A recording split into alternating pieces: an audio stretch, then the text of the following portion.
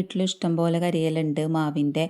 അപ്പോൾ അതും വെച്ചിട്ട് ഞാൻ ഓരോന്ന് ചെയ്യാറുണ്ട്. അപ്പോൾ നമ്മുടെ വീടും പരിസരമൊക്കെ നല്ല വൃത്തിയായിട്ട് സൂക്ഷിക്കാനൊക്കെ പറ്റും. കരിയില വെച്ച് ചെയ്യാവുന്ന 5 കാര്യങ്ങൾ നമുക്ക് കാണാം.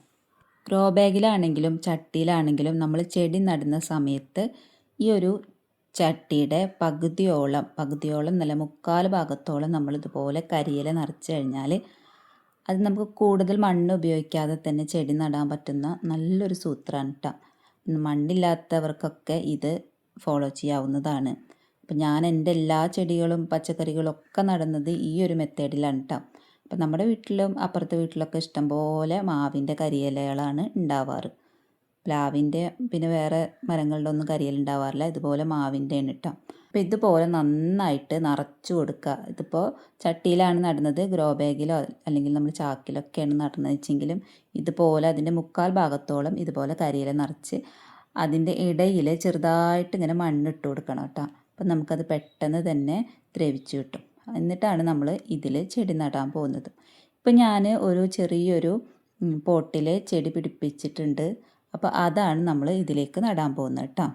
ഇത് ജമന്തിയുടെ തൈയാണ് കേട്ടോ. അത് ഞാൻ നമ്മുടെ ബൊക്കയിൽ നിന്ന് പിടിപ്പിച്ചതാണ്. അപ്പോൾ അത് ഇതേപോലെ ഇത്രയൊക്കെ വളർന്നിട്ടുണ്ട്. അപ്പോൾ അതിൻ്റെ മുകളിൽ നിറച്ച് ഉറുമ്പായത് കാരണം ഞാനിതാ നമ്മുടെ ഉറുമ്പ് പൊടി ഇട്ട് കൊടുത്തിട്ടുണ്ട് കേട്ടോ. അപ്പോൾ തന്നെ ഉറുമ്പുകളൊക്കെ പോയി. ഇനിയിപ്പോൾ അത് നമുക്ക് കൊട്ടിയിട്ട് ആ ഒരു ചട്ടി ഇതുപോലെ വേരിളകാതെ നമുക്ക് ഈ ഒരു ചട്ടിയിലേക്ക് മാറ്റാം കേട്ടോ. ഇത് ചട്ടിയിലേക്ക് മാറ്റിയതിന് ശേഷം നമുക്ക് അത്യാവശ്യത്തിന് വെള്ളമൊക്കെ ഒഴിച്ച് അതുപോലെ തന്നെ തണലത്തൊക്കെ വെച്ച് വേരൊക്കെ പിടിച്ച് വരുമ്പോൾ നമുക്ക് വെയിലത്തേക്ക് മാറ്റി വെക്കാവുന്നതാണ്. അപ്പം നമ്മുടെ ആദ്യത്തെ ടിപ്പ് ഇതാണ്.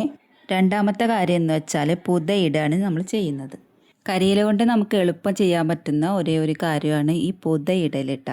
അപ്പോൾ ഇത് ഇടുന്നത് നമ്മൾ എങ്ങനെയെന്ന് വെച്ചാൽ എല്ലാ ചെടികളുടെയും കടക്കൽ ഇതുപോലെ ഇട്ട് കൊടുക്കാം. ഇതെന്തിനാണ് ഇടുന്നത്?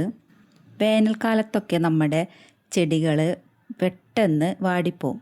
നനച്ച് കഴിഞ്ഞാലും ഇതിന് നല്ല വാട്ടം ഉണ്ടാകും. കുറച്ച് നേരം കഴിഞ്ഞാൽ വെയിൽ കൂടുന്നതിനനുസരിച്ചിട്ട് അത് ഇങ്ങനെ വാടി നിൽക്കുന്നത് കാണാം.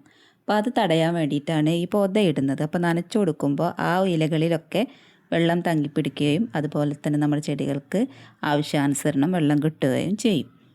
പിന്നെ അതുപോലെ തന്നെ ചെടികളുടെ കടക്കൽ വരുന്ന പുല്ലുകളൊക്കെ അതൊന്നും ഈ പൊതയിടുന്നത് വഴി മുളച്ച് വരില്ല. അപ്പോൾ മണ്ണിൽ ഈർപ്പം നിലനിർത്താനും കളകൾ വരുന്നത് തടയാനൊക്കെ ഇത് നല്ലതാണെന്നാണ് ഈ പൊതയിടുന്നതിൽ കൊണ്ട് നമ്മൾ മനസ്സിലാക്കേണ്ടത്.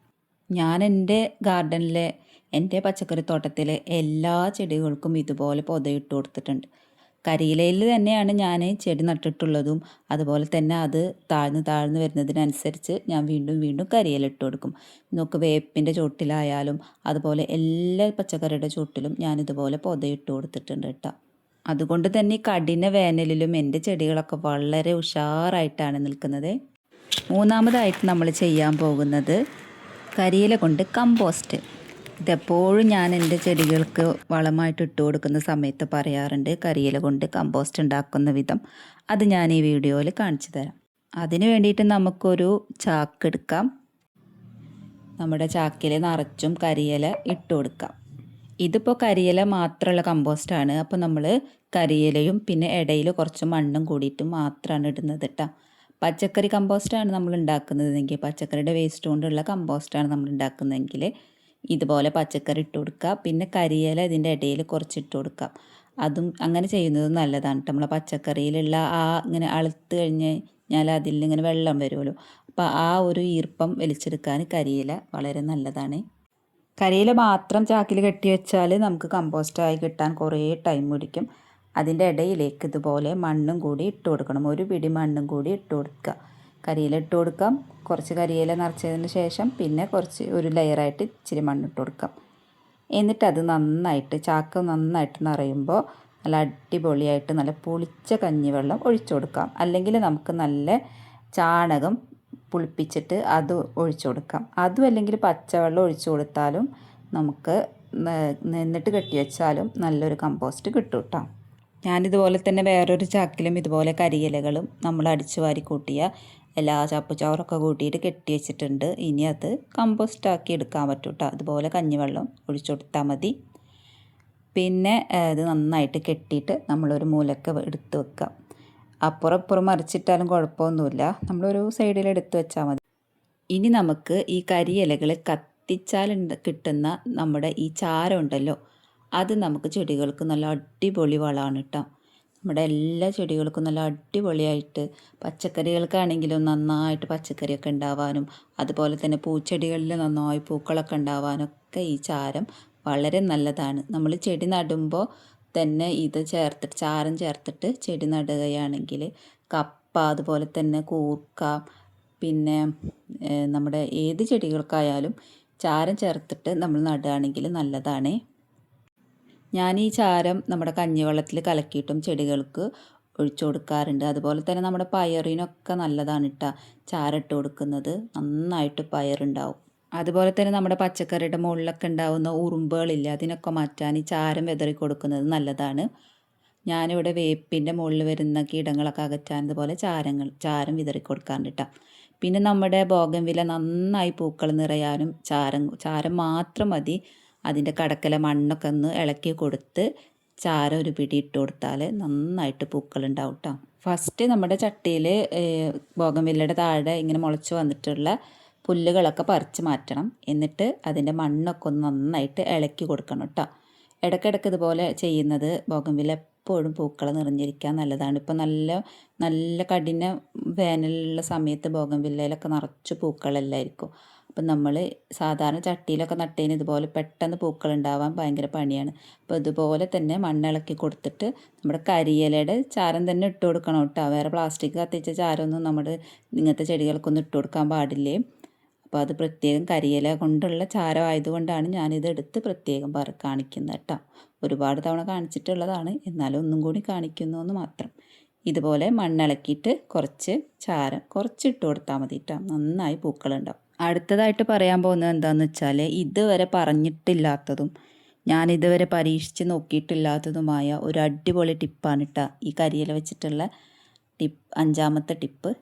അതിന് വേണ്ടിയിട്ട് നമ്മൾ എടുത്തിട്ടുള്ളത്, നമുക്ക് ബക്കറ്റ് എടുക്കാം, അല്ലെങ്കിൽ ഇതുപോലെ ഒഴിവായിട്ടിരിക്കുന്ന നമ്മൾ പ്ലാസ്റ്റിക് ടിന്നുകളോ അങ്ങനെ എന്തെങ്കിലും അതൊക്കെ എടുക്കാം കേട്ടോ.